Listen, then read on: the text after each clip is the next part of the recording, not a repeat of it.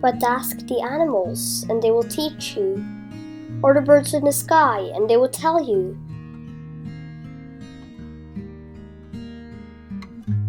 Or speak to the earth, and it will teach you, or let the fish in the sea inform you.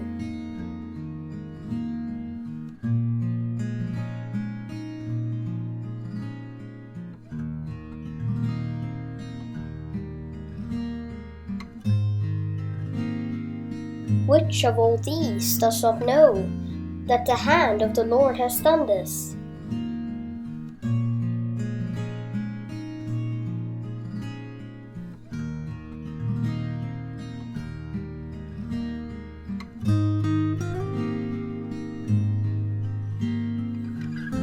In his hand is the life of every creature and the breath of all mankind.